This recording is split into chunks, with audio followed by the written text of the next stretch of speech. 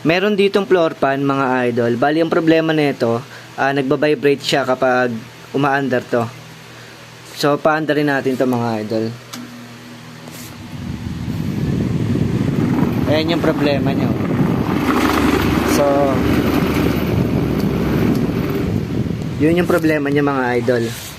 Bali una yung titingnan dyan kapag gano'n nagba-vibrate, etong pinaka-hélice niya. So tanggalin muna natin tong hélice niya.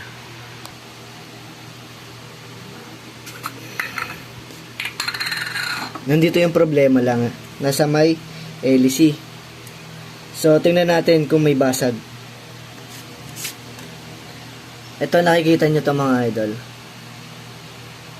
Ayan o, meron siyang basag dito. Ayan o. Ito, yan, biyak na yan, biyak. Kapag may ganito na kasi yung hélice natin, talaga magbabibrate siya. Ngayon papalitan natin to ng hélice. Papakita ko sa inyo na ito talaga yung problema, yung pinaka-hélice niya. Ito yung ipapalit natin, parehas lang na banana type size 18. Yung ikabit natin to.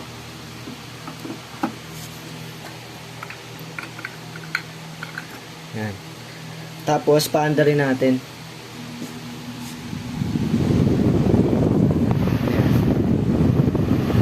Kung makikita nyo mga idol, diba hindi siya nagbabibrate. So yun lang yung problema niya, yung pinaka-hélice niya. Hindi siya nagbabibrate. Hindi katulad nung kanina, nagbabibrate siya.